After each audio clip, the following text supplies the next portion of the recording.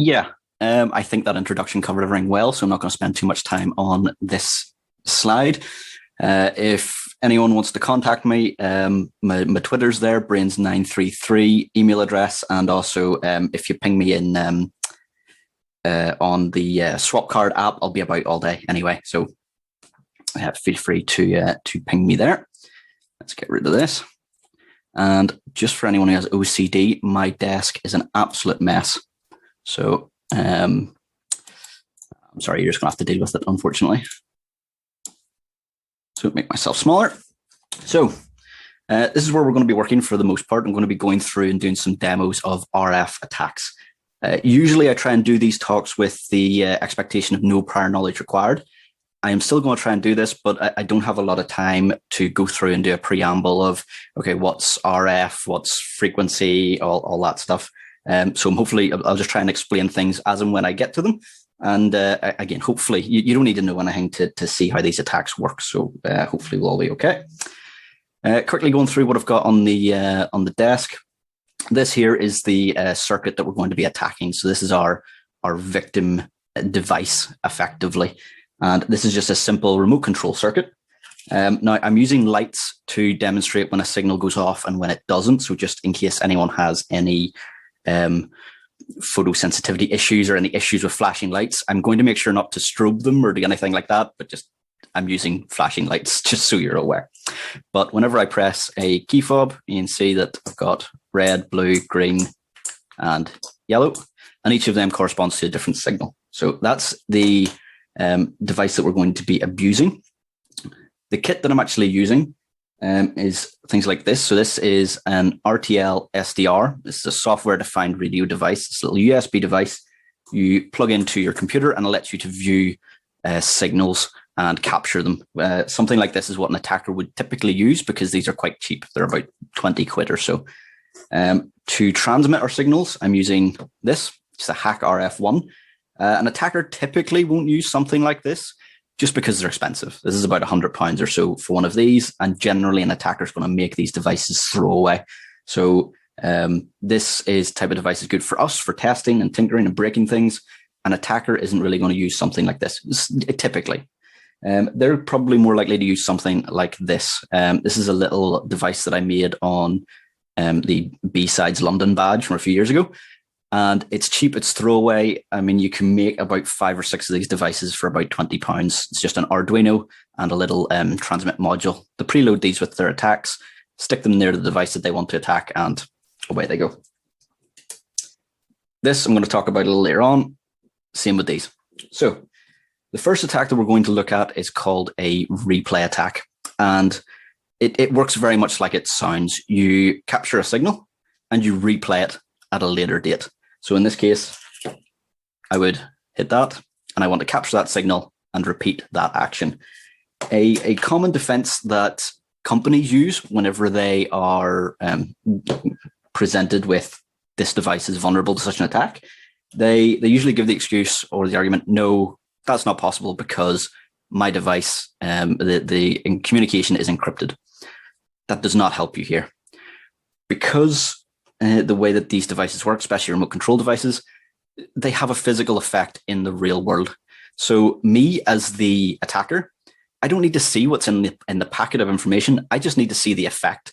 So I look using a SDR or similar device, look for the signal and look and see what it does in the real world. So in this case, if I look for the signal and hit the button, I can see that it turns the red light on.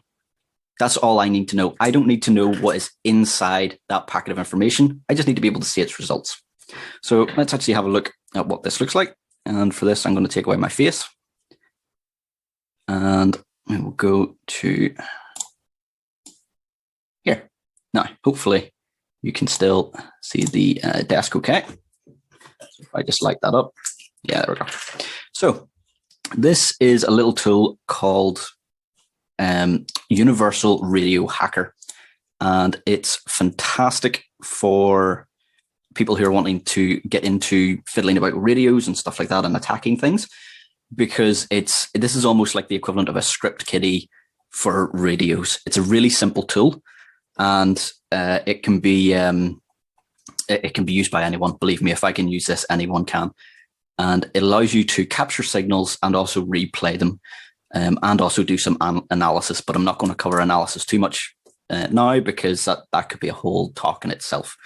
But for this, we're going to assume that this is a simple signal, which it is. And we're going to take a look at it, at what it looks like on the RF spectrum, and then we're going to replay it.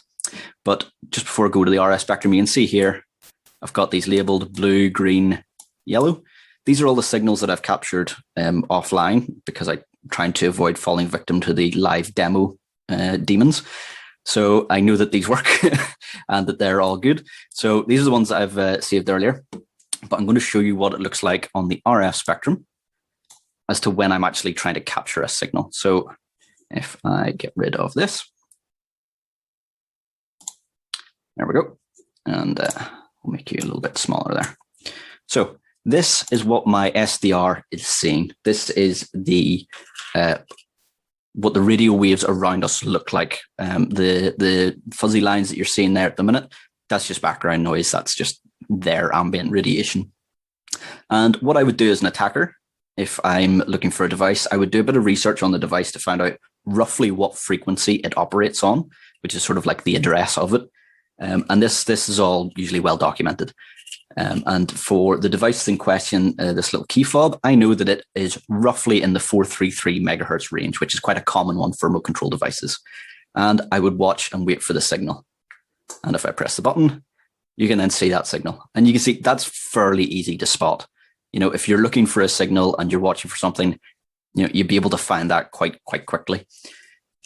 Now, what I can then do is save that signal. So you can see down here, I've got a little button. Hopefully that's visible. And basically it says start recording. And I just start recording what I see. This gray column here, it'll start grabbing everything that's in there. And then I can take that signal, analyze it, and do whatever I'm needing to do with it. Now, if we go back to this, you can also capture the signals in Universal Radio Hacker. The reason I'm not showing you that right now is because it's simply for recording purposes. The screen is not the best for viewing, but it works in exactly the same way. But we're going to now look and transmit one of these signals. So we've got here blue, which is, here's one I've captured earlier. And if I go to replay the signal, and I need to window capture, hopefully this will, there we go. So this is the window that will appear here. You get a more exploded view of the actual signal that you can see. And up here, I select my device that I want to use to transmit. In this case, I'm using the Hack RF. And you ask for the frequency that you want to transmit on. So you can replay these signals on a different frequency to what you picked it up on. Typically, you're not going to want to. You're going to want to use the exact same frequency. And if I hit start, it will then replay the signal. And what I'm going to do is I'm just going to make the desk a little bit bigger, just so that you can see the light going off.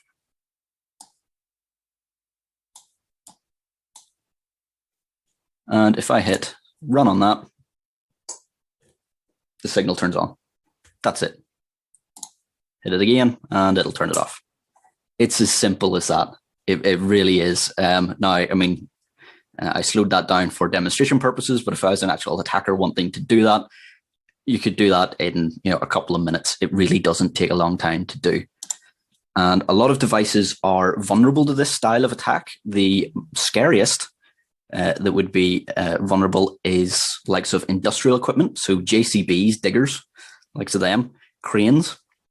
So those, construction cranes. And possibly most scary of all, I was talking to an Australian at another conference, and he mentioned to me that the demolition equipment that they use in quarries is also vulnerable to this style of attack. So an attacker could, in theory, detonate explosives while there's workers still in a mine if they were that way inclined. Now, completely a dick move, and I don't see any way to get any monetary value from that. But, there could be industrial sabotage or just, a threat, give us money or we're going to blow up your mines or destroy your building site or things like that. So quite scary attacks, I think, and also very, very easy to do. They can be defended against. And if I get rid of this, they can be defended against, and a lot of people is probably going to have a device that will defend against this in your home, and that is your car keys. Your car keys use a thing called a rolling code, and that can defeat, or at least help defeat, this style of attack. And if I turn myself back on, we're back to the screen. So a rolling code can defeat that, and it basically means that you're sending a different code within the signal each time. So whenever I press the key fob here on this and press it again, it's sending the exact same signal. There's no difference between the two. It's just the same code each time. A rolling code, there is a pre-shared list or a pseudo random number generator between the car and the car key. And so each time you press it, it's a different signal. There is a way to defeat that as well, as with everything. There's always a way around it, and it's called a roll jam device. I'm not going to cover it much here. Google it. It's a very interesting device, and it's basically a way of getting around rolling codes. So the next attack we're going to look at is a replay attack. Sorry, wrong. Repeater attack. We just looked at replay attacks.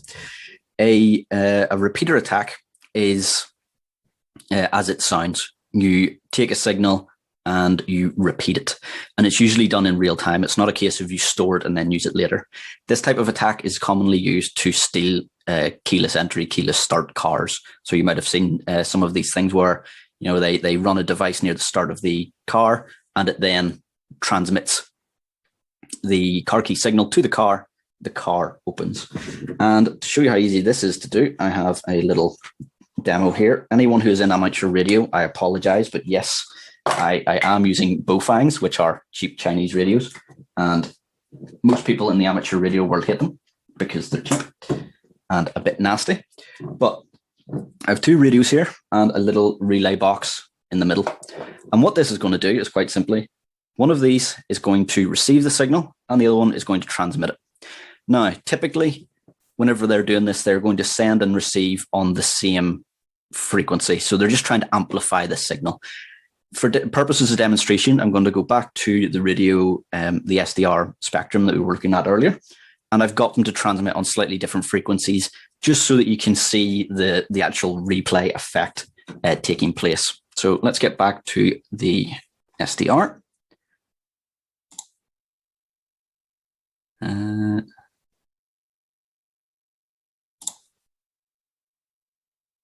There we go. Okay. Oh, and you're in the screen. Let's move you away. All right. Zoom meeting was appearing there. So we're back on the SDR spectrum. And as per usual, if I press the key fob, you can see the signal coming through. Now, if I turn these radios on,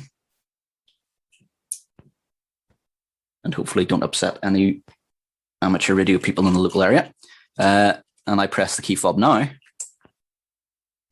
you can see the signal going.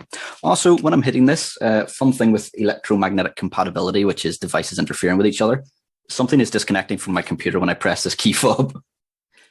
Okay, good example of a jamming attack there. This is messing with my computer somewhat, so we won't press this too much. But you will see whenever I press and hold this in and let go, you can see that the signal is actually being retransmitted here, which is where I've programmed it to.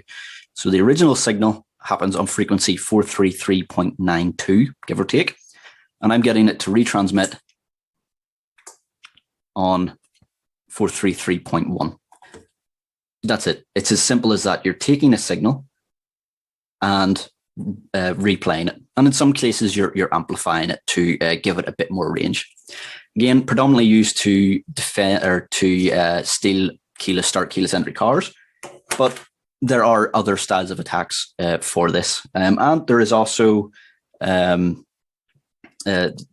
legitimate uses for things like this. So your mobile phone effectively uses repeaters like this, and so does likes of amateur radio and things like that. You use a repeater to get a signal to go somewhere that it typically wouldn't. So there are legitimate reasons for using things like this, but this is obviously a malicious way of doing it. There are defenses. And one of which I believe Tesla have done, is that they have put in a sort of two-factor authentication with the car key. There is a low frequency signal and a high frequency signal. So the frequency that we've been looking at the minute is high frequency. Actually, it's UHF, ultra high frequency. And what they've done is it essentially waits for the low frequency signal to come through before it begins transmitting the high frequency or the ultra high frequency signal. Again, that makes it a bit more difficult, but all it means is that an attacker needs to have two transmitters and receivers, one for the low frequency signal, one for the UHF signal. So it makes it a bit more difficult, but it's still not a, it's not a perfect system. It just makes it that little bit more difficult. Now, how are we doing for time? Cool, we're good. So the last attack that we're going to look at is a jamming attack. And a jamming attack, I'm sure some of you might have heard of or know what that is. You're basically jamming the signal. You're stopping the signal from working. Now, jammers are illegal in almost everywhere to either own or to use. The little device that I talked about, I said I would talk about a little bit later on, which is this one here. Let me just show my desk.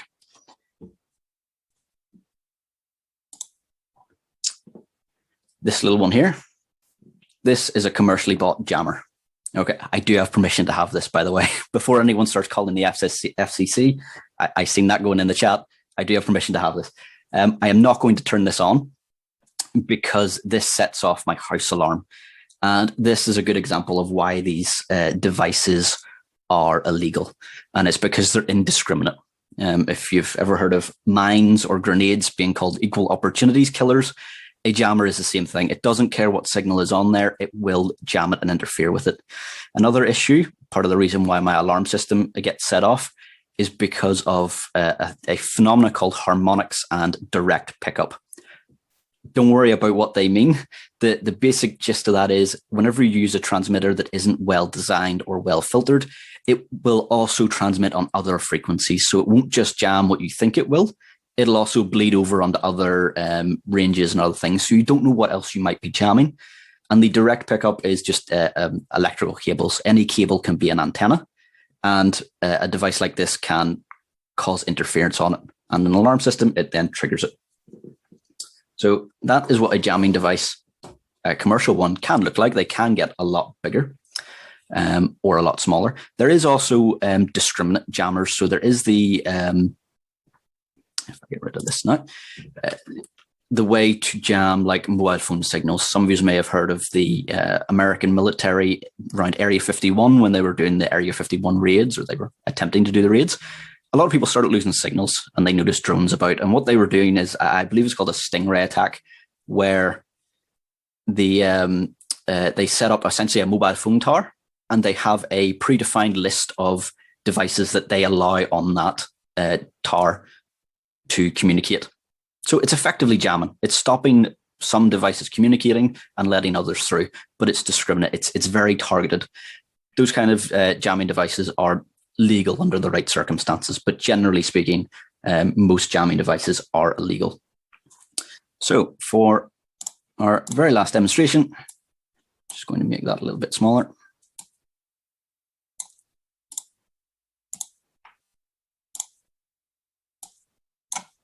Ah, come on. Live demos. Who'd do them? So hopefully you can still see the light there. And as I said, jamming devices are illegal, so I can't really demonstrate one. But if, for sake of argument, a signal magically appeared here, we could demonstrate what a jammer looked like. What are the odds of that? That's handy. So this signal has appeared, and it is stronger than the signal of the key fob. So if I start hitting this and pressing the button, nothing happens. The signal's been interfered with. If the jamming signal goes away, like it did, it's handy, and I press the signal, it now goes on and goes off. And that's it. Simple as that. Jamming attacks like this in a cybersecurity way, or in a cybersecurity mindset, generally speaking, it's not that useful. A deauth attack, a Wi-Fi deauth attack is probably a lot more usable or considered, but it can be used to actually interfere with wireless security cameras. So if you've got a Wi-Fi camera that is only sending a stream back to a dock or somewhere else where it's recording that, it's not recorded locally, you can actually interfere with that camera feed just by jamming the Wi-Fi, and then it's useless. You've just got a garbled image. So that is it.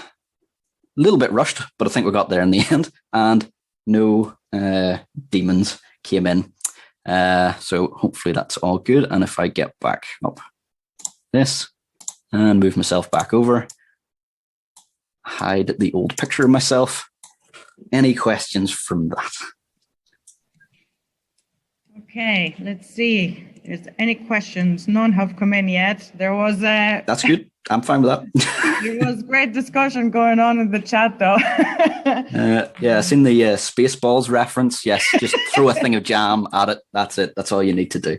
There's one question actually came through. Yep. How would you go about analyzing a signal captured in the wild, i.e., is it possible to figure out protocol type, payload, encryption enable, etc.? It is. And the little program that I was using, Universal Radio Hacker, can do a lot of that for you. It does have some automated things to work out, like it's called modulation and stuff like that. And you can analyze it. Check YouTube. There's plenty of people on there who have done it to actually go through and show you analyzing. That would be a good hour, I think, in of itself. But yes, it can be done, certainly. Okay. Actually, that question came in from somebody I met at the SANS course. Hi, Pablo. So another question, Grant, just how good are key fob Faraday bags, the sort that you find on Amazon for people like me who own a pwnable Volkswagen? I've used a couple that are really not good. It really depends what one you go for. But to be honest, your best bet for, in my opinion, for securing a device like that is keep it away from your front door and windows, because the receive devices that they use are fairly short range and the frequencies struggle to get through solid objects like walls and stuff. So honestly, just keep the key upstairs, even, not beside your front door. That'll help a lot. Other than that, something I made a Faraday cage out of recently is the metal tubs of formula, like baby formula. One of them, put it into a little Ziploc bag and put it in there. They're entirely metal and they've got a foil cover. They work pretty well. So if you know anyone with kids, that'll... We have two more questions. So one is, could relay attacks be coupled with the replay? Relay the signal on a different frequency than the one seen at the known offset, and then replayed later so as not to look suspicious. You could do. It depends on.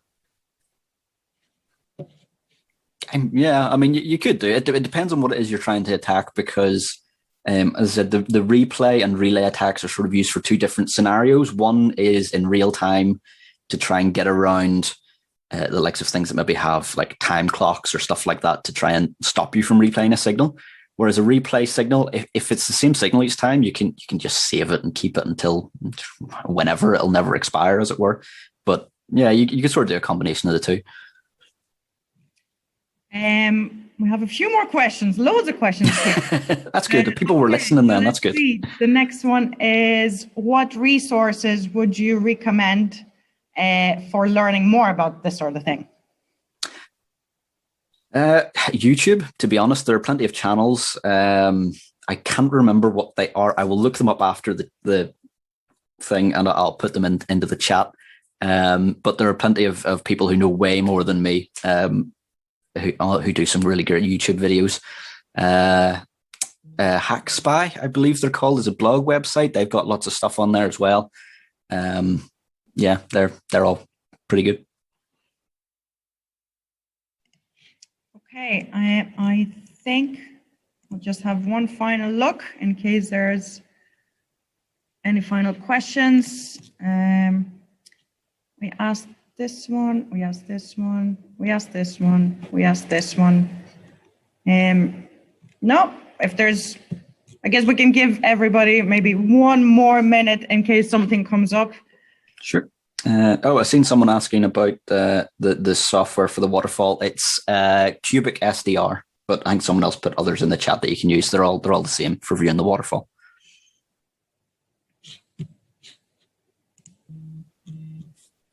I think that was in the chat, not a question. Maybe that's why that one was missed. Yeah, I just looked in there. You're right, actually.